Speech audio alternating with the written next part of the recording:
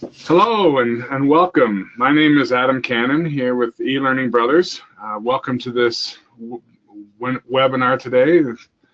Beautiful Tuesday morning, afternoon, wherever you are in the world. Today we'll be talking about implementing streaming video into Articulate Storyline, or making the impossible possible. Just a reminder, this webinar will be recorded, and the recording link will be made available a few hours afterwards, as well as later in the week as we post a webinar recap on our blog. We have Danielle Wallace, who is the Learning Director with Beyond the Sky, with us today.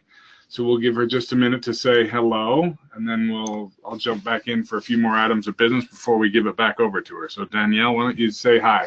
Hi, everybody. So glad you could join us.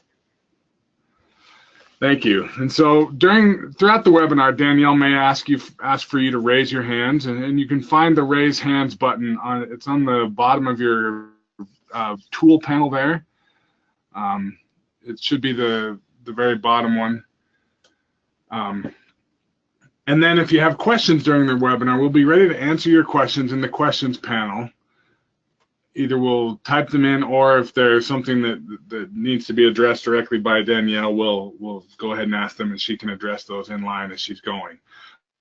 Just know that we'll get to as many of these as we can, but sometimes we get so many questions that the time doesn't allow us to answer them all. So if we don't get to them, we'll do our best to answer those questions in a webinar recap or through another means such as email or whatever. And just so you know, one of the things that we like to do after the webinar is we try to follow up as soon as possible. Sometimes it's just to get feedback so we can improve our webinar presentation.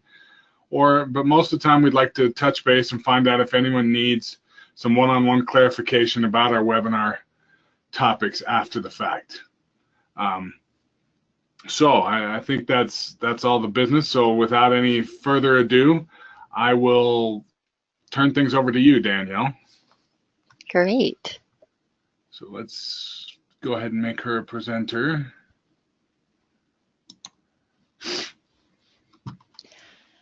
Great. Welcome to today's talk. The topic is the seemingly impossible editing, streaming video, and storyline. What I'll be sharing today is a very concise, practical session with some very useful resources and tips that you'll be able to implement right away.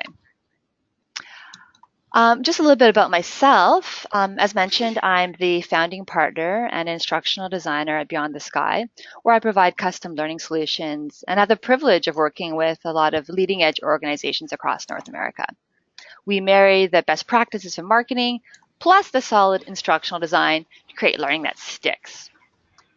So I do have a lot of experience working on a shoestring budget and with creative hacks, which is where today's talk comes into place. I'm not a storyline expert. Instead, what I will be sharing with you is tips that everybody can use when using storyline. These are really quick, easy tricks, and I like them because they help make my courses better. Likewise, I love the eLearning Brothers for the creative templates and images as well. Again, it really makes my courses better. So with that theme, I like to open up the first poll. And with that, I would like to, in this first poll, to get a gauge as to how familiar you are with Articulate Storyline. And it can be any version of Storyline. So just select your most accurate response. You're an expert, you use it in your sleep, you're very familiar, hey, you use it almost every day. General, you got general use of it. Limited familiarity, you can maybe program some basic courses, or you're pretty new to it. You have a free trial version now, but you hope to learn more. So go ahead and submit. So we're getting some responses in. We'll give it about 5 more seconds to get your response in. 5, 4, 3, 2, 1, and thank you. Okay, great. So we're seeing that 42% are very familiar and use it every day. Fantastic. 9% are experts, which I may call on you to help share some wisdom with the group. And there's various other 40% there that are new to general use. That's fantastic. And in terms of the next question I have is on the next poll is videos. So I'd like to get a gauge as to how many people are using videos in your e-learning right now. either you actually embed these already, great. For simplicity, maybe just send people the links instead, so you have some other workarounds. Or you didn't even know you could embed videos. So we'll get a gauge on this as well. Okay, and we'll give that like 5 more seconds. 5, 4, 3, 2, 1, and done. Okay, great, good. So most people embed videos already, which is good because I actually won't be teaching that.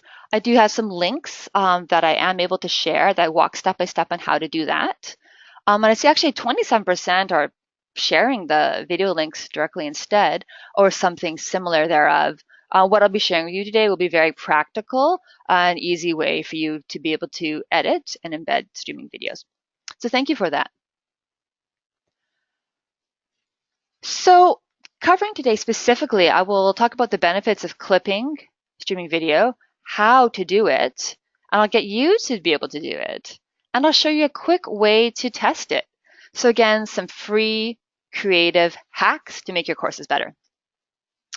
In terms of the issue that we're talking about, so this all originated from a request I had, sort of an urgent request to do it in 2 weeks. I think we've all been there. But due to budget constraints in this instance, we needed to use e-learning with existing videos that already were on YouTube. And we were not able to create our own videos. And importantly, these videos that existed were important from a credibility standpoint. However, we needed to adhere to copyright guidelines, of course. So that means we could not edit nor download and embed them into an e-learning. It's important it's important always to not just download them, because then you're not appropriately crediting the video producers with the page views or respecting their intellectual property. However, because what a lot of us are doing, I saw on the second poll, was embedding them, which is great. But in this case in particular, there was a lot of unintended message that the videos showed, and they were very, very long in their nature. I really only wanted to focus learners on select portions of the video. I also didn't want to have inappropriate video suggestions showing in the playlist, and I needed to omit certain sections of these videos, but all while respecting the owner's intellectual property. So if you're in a situation like this, what would you do? Just type your responses into the question pane and we will synthesize those there. I've had a lot of people while I wait for your responses, I'll summarize what feedback I've had in the past, which people tended to, direct the guidance is shooting a simple, inexpensive video. So shooting something very quick and simple, it gets a point across. And that's actually some of what I'm seeing right here. Otherwise, people often find other ways to deliver the video deliver the content without the video, which is what Melissa is saying. Using Vimeo. Similar challenge we have on this, Mark and others. We're not, we needed to respect the intellectual property of whomever the video owners were, as they had it shared. And other workarounds. There's other workarounds that people are suggesting here as well. Adam, would you like to summarize some of the other responses that you're seeing? Yeah, so let's see. So they talk about, like you say, using some of the other software. Sometimes they say they produce it myself. Use a web object, insert it as a web object in special HTML settings. They download an MP4 and edit with a rudimentary editor, since you don't have access to Premiere, iMovie, or Final Cut. Susan says she doesn't even use a video. So there's a lot of those that are, other software to do. One person says they use a closed caption to credit the rightful owner. And then there's a few that say they've not been in that position, or they always ask for the permission to Definitely. use, which, as we all know, can be somewhat tedious too. Yeah. Yeah, so definitely thank you for everybody for those responses. That's great. And the challenge we had here is, these are summarizing some of what you said today. The challenge really that we have is that we couldn't edit it. Like we did seek permission from the owners, but it was for it to be streamed. So we had to stream the videos, and we really, really did not want to show the entire clip. We couldn't, but yet we couldn't edit it. So we don't want to show the whole thing, yet we can't edit it. Left us in a bit of a handcuff, and we had to do it right away. So we continued to use Storyline 2 for this, and given our no budget for additional hacks, we proceeded to find a creative solution. So that's what I'll be sharing with you today, is being able to embed yet edit streaming videos. I'm going to get all of you to go out to this link here, and it'll be shown as an example in the chat window. If you could click the link, and if you could insert the link into the chat window. And then what you'll be seeing here, you'll be clicking on the link that shows in the chat window. That's right there right now. And as you go to it, you'll see an example of what I'm talking about. So an example from the course that shows how this video is edited, yet is still streaming. When you have finished watching the video, can you please use the hand raise feature? That's the bottom icon on your icon panel. And as you're watching this video and then later raising your hands, you'll notice that it is streaming. So the intent was to show a first-person narrative into the course, to bring a lot of realism, to bring a lot of meaning to this topic, and it was very important. Very important both in the sense of adding credibility, so having a respected speaker share, and also credibility in the professional quality and the authentic first-person experience. I think a lot of people are in the process of watching this video and have finished it. As you are watching it and finishing up watching, notice in it that you can see the YouTube symbol on it.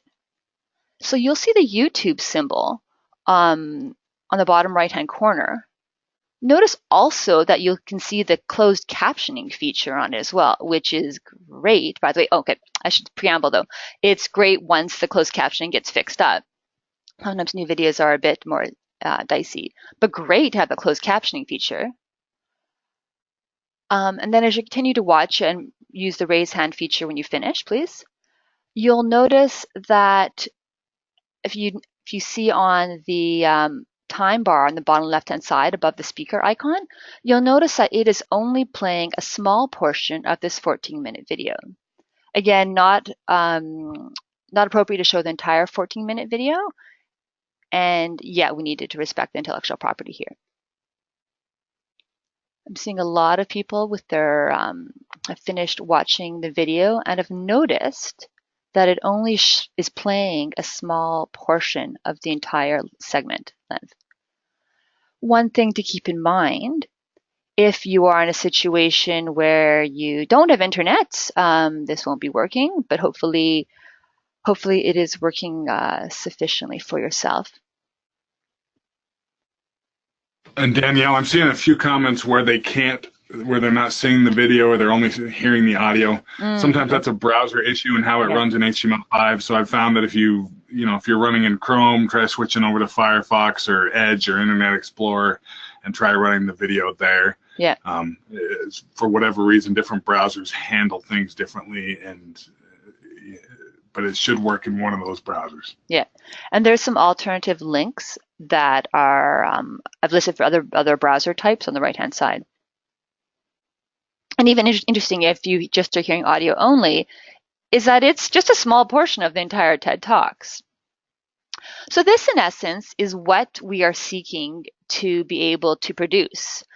A short clip of the video that yet respects the owner's integrity, because this is still streaming on YouTube. If you actually click the YouTube the words YouTube, it takes you to the actual YouTube page, and you can see everything else like you would normally see on a YouTube video, and you can watch the entire thing. You can also watch the entire thing if you simply adjust where the timing marker is. Again, the timing marker is located above the speaker icon on the bottom left-hand side of the video. You can play the entire thing.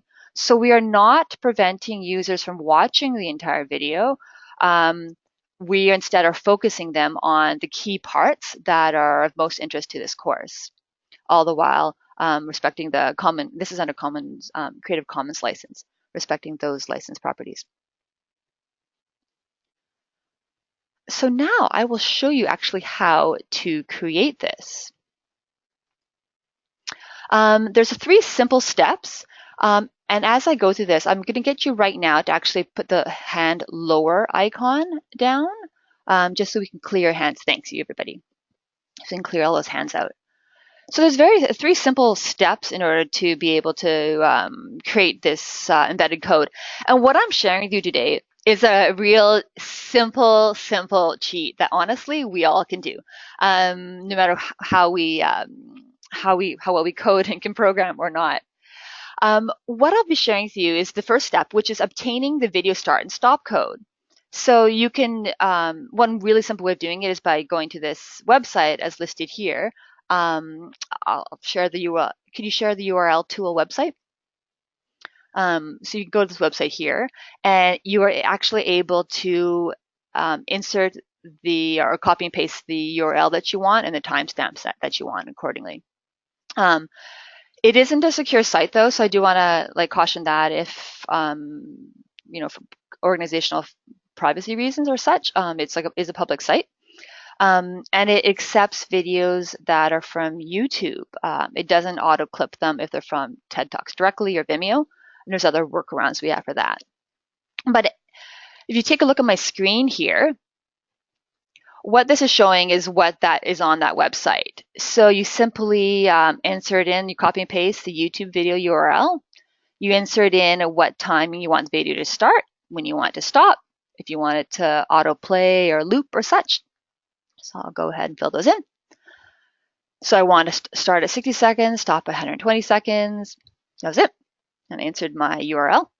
And then it spits out, if you take a bit of a closer look here, it spits out this link that you can embed in Storyline. And for everybody who's familiar with how to embed links, this is really simple now. You click on Make My Share link. So that is the one that you will be using to embed into Storyline.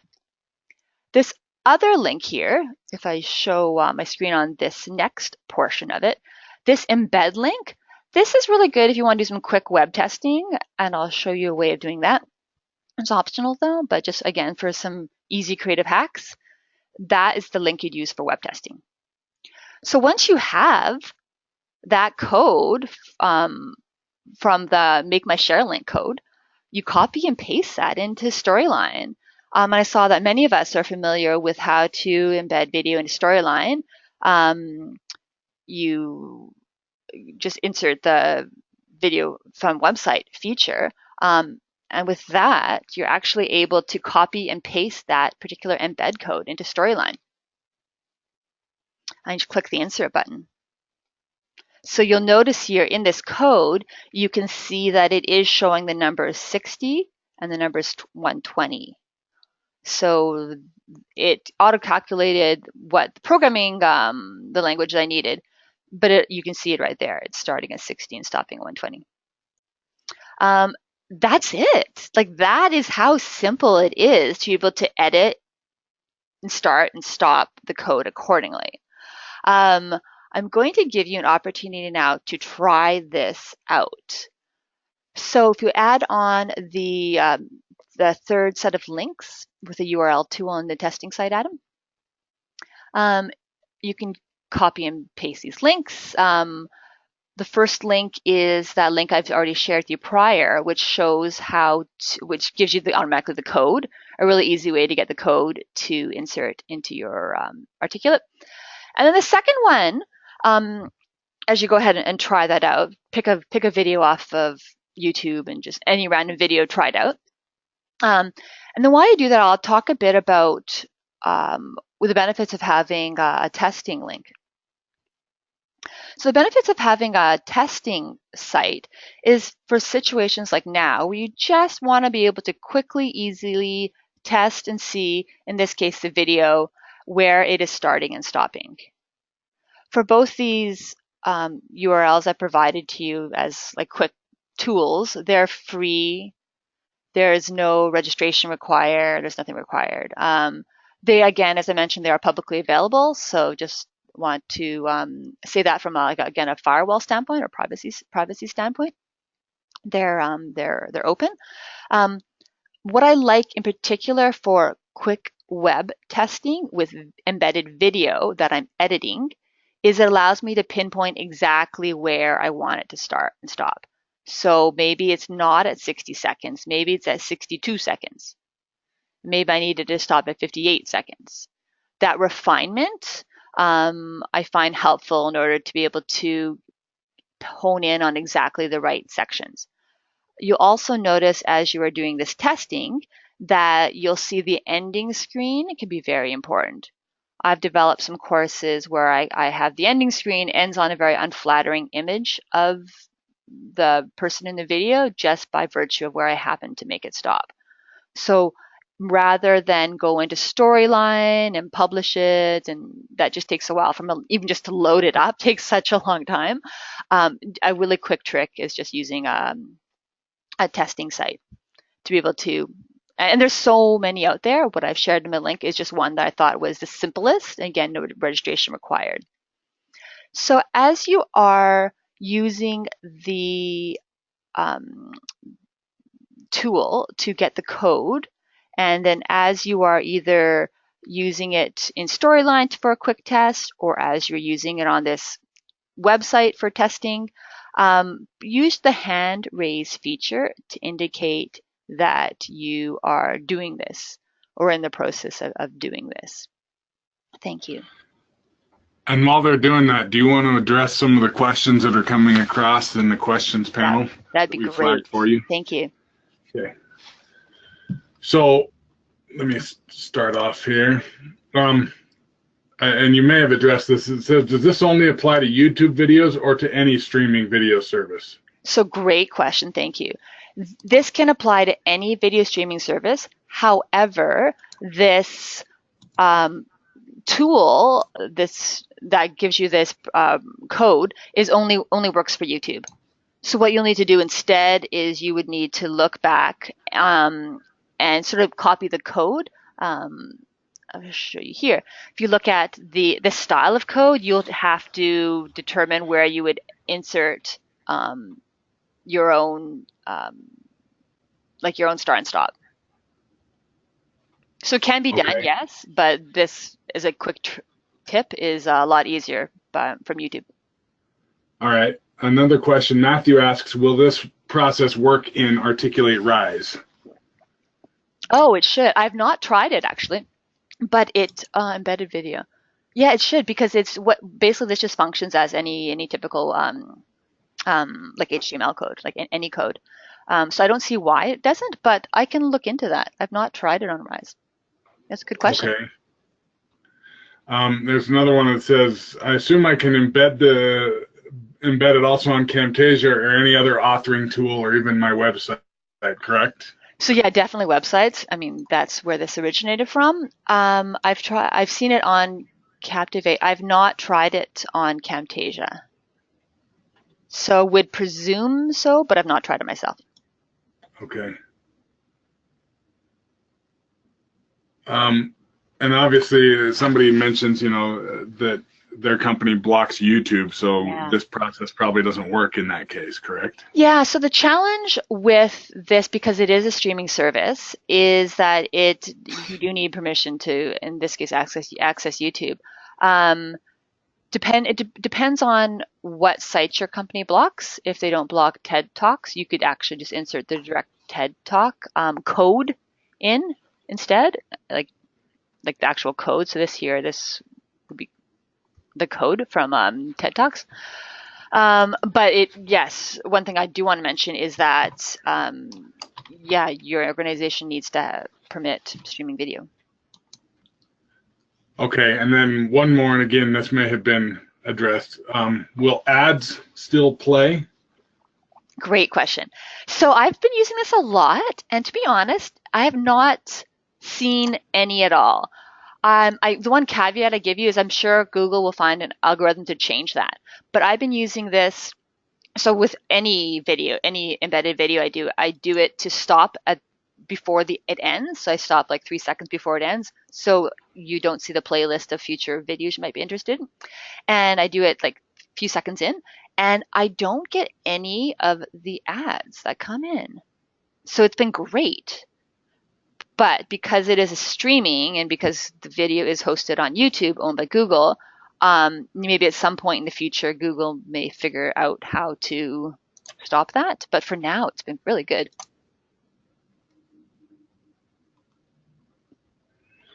Okay, and then somebody asks, can you use Articulate Review to test the code? I've not tried that. Okay. That's a good question. And then why don't you just use the embed link in the final storyline project? So you could use, so I don't quite understand the question. You could, I mean, you would, the intent here is that we're editing it. We're editing so we're only showing a small portion of the streaming video. For testing purposes, definitely. I mean, normally we would use what we publish out, or as a testing, the testing in Storyline itself. What I find, there's just like a lot of fiddling I need to do sometimes. So I like this as an easy way for a quick test. And importantly, for the purposes of today, where I don't think everybody has time to go into Storyline. Okay. Yeah, and then all right, and that pretty much covers most of the questions we're going to answer. There are a few more that are coming that we may get to at the end, but we'll let you go ahead and continue. Yeah. So some other things I wanted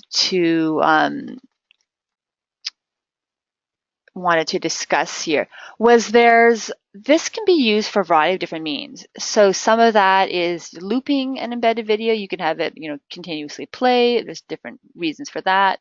You can play only a portion of the video in the middle. You could even clip what I was mentioning before, clip the last few seconds, which I highly recommend to avoid other suggested videos playing. Highly, highly recommend that. Importantly, it doesn't get learners distracted by viewing what could be often inappropriate videos, other ones that they may see. I also use this to clip at the beginning as well. Some other questions that I get is, will it work behind company firewalls? That's one question I get. And for that, again, it depends what is accepted by the company. So you have to do testing, obviously, within your company firewalls to see what sites are permitted or not, or what other restrictions are in place. So I see a lot of us have tried it out and have seen how this can very, very simply work, which is fantastic. For those that have tried it and for everybody else on the line, we'd love to get your ideas as to how you might be able to use this editing streaming video feature. If you could type into the question panel, we'd love to get your thoughts.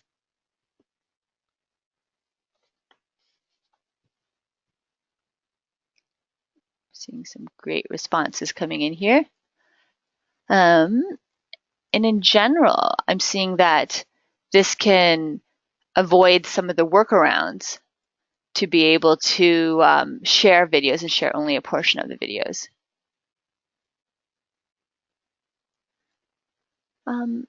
Adam and Andrew, can you summarize some of the responses? Yeah, so we're seeing that they use hotspots for hyper video, definitely good for intro into a fuller video later in the course, so sort of a teaser or a trailer. That's a really good idea. Wow. Yeah. Allow me to make a single video but link to portions only certain people need to see in different sections of an e-learning, so sort of a branching type scenario, I'm guessing. Natalie says it allows you to focus on the right message to be spread.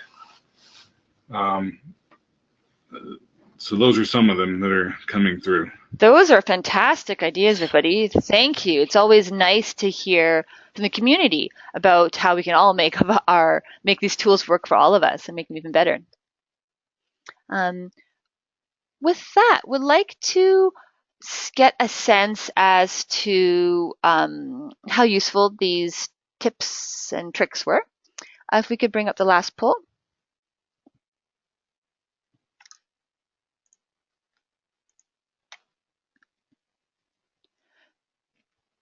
And while that's going, I encourage everybody afterwards to try and play around with this on your own time. Within the confines of a webinar, there is not as much time to be able to play with it, but I encourage you to be able to test it out. See if this is something that you could use in your course to give you another tool for your toolkit, especially one that comes at no cost and is pretty straightforward to use. So we'll give you about 5 more seconds to answer the poll, and then Danielle, there's a question we probably ought to address once that poll's done. So we'll go 5, 4, 3, 2, and 1. Okay, great. So I'm glad people are finding this practical and useful. Again, easy hacks and easy tips to be able to make all of our courses better. So Danielle, one of the questions that has come across, and you addressed this at the beginning, was the copyright issue. Maybe if you can elaborate a little more on how this solution fixes or addresses that those copyright issues. Yes, thank you for asking this. So with any publicly available video, you need permission to use it. Just because it is shown on YouTube does not give you permission to download it nor share it in a learning environment. So what we did is we asked permission from all the owners of the video. You can find that by looking at the looking at some of the content information on the video. And some of the videos we didn't choose because we couldn't get permission. TED Talks are under common license, so that gives you a lot more leeway. What you'll see if you read, and I encourage you to actually read the legal terms and guidelines from Google, who owns YouTube, so I actually encourage you to read that.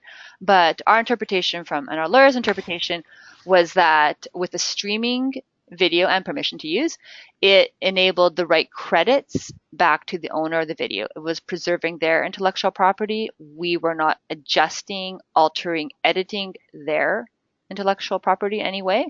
That's why we couldn't just download it and edit it in like Premiere or something, because it's their intellectual property. So the solution, which owners were happy with as well, enabled us to be able to allow them to get their page counts and associated revenue. And it also didn't restrict learners from only watching a small portion. If they wanted to, they could watch all 14 minutes of the video as an example.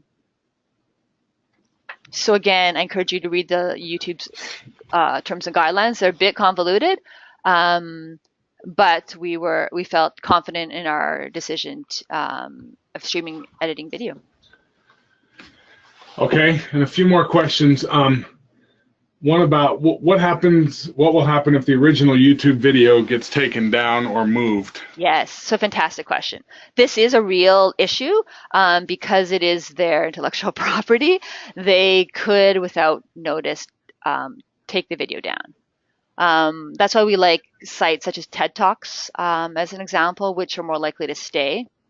And also other first person, like actual, like the CBS itself, not just somebody copying off CBS. Like we went to the actual owners of the content. Okay. And then a question on the firewall issue. Is the firewall issue only when designing or also when viewing? I design courses for other organizations to view. If using this and the other organizations may not allow YouTube, is that going to be an issue? Yeah. So the issue is with the viewing organizations. That is where the issue is. So I work with a lot of various organizations with various levels of access or not access to public videos. So if they don't allow YouTube as an example, then this is not the best solution. You'll need to find out some other workarounds that are within, still protecting people's intellectual property. What I've seen from most organizations, though, is they would allow, like, there is certain ones that they do allow, or that they pay to.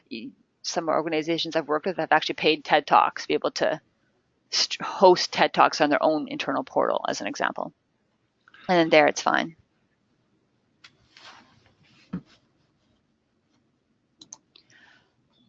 Are there other questions I can answer? Yeah, so in general, have you run into any problems with in using this this tool or this tip in an LMS? Have you run into LMS compatibility issues? So I've not run into LMS compatibility issues. We do our testing like very, very early on to see if there's compatibility. We all know there's various different LMSs though, and all various different adherence protocols and what they accept and don't accept. So I would encourage you to test early on.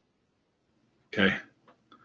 And then again, just to clarify, this is a streaming video, so there's not really a way to make the videos available offline, correct? No, the whole intent is that it has to be streaming because it's not ours, like it's not my video to own. Okay. So yeah, it looks like that's pretty much it. There's some people who are asking questions about the embed code. They're getting an error code. A video cannot be inserted from this embed code. Verify that the embed code is correct and try again. If there are things that you've if you've encountered that or any suggestions that you've got that they could try. It might be there's two links here. One is Make My Share link, which is the one you'd actually use when you're using Storyline for real. This other one, this embed link, is just used for testing. Like it's just used for testing. So that would be the one to use. Okay. So the embed link is when you're testing it, and the Make My Share link is when you're actually placing it into your course. That's right, yeah. Is that correct? Yeah. Okay. And the whole idea of this testing is completely optional because you could just test it in Storyline. All right. One person says the Make My Share link is where the problem was. So I don't know if that. Oh, that link is only used inside Storyline. That's why. Okay. That's why. That won't work on a web testing site. Okay. Well, if there's Danielle, I'll let you wrap up, and then we'll turn it back over to me, and I'll do some wrap up as well. So thank you, everybody, for your great participation today, and thank you so much for actually going and trying this. Thank you to everybody who took some action and went to test this out yourself. And I do encourage you to try it, to play with it, to see what's possible. Again, this helps us as a community, it helps us make better learning solutions. If you like infographic summary I have of these tips that I've shared today, just send me an email and I will just email it to you. Thank you so much for all this great conversations. Great. And so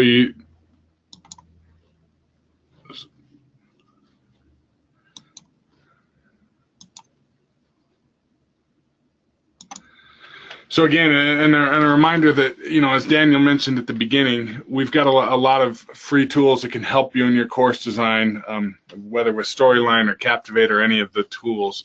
And we'd love to have you reach out to us. But hopefully this all made sense to you and you didn't miss anything. But a reminder that we did record this, and so it will go out to anyone who registered for the webinar. So not just those who attended, but those who registered will get it. And then in a few days, we will also post on the eLearning Brothers blog. We will post a webinar recap in which we'll try to answer maybe a few of the questions that we didn't get to or that were a little bit outside the scope of this webinar.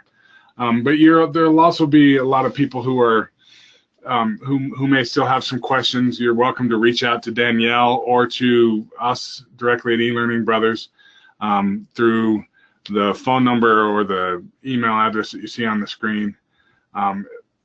If you're interested in more information or need help, please feel free to do that.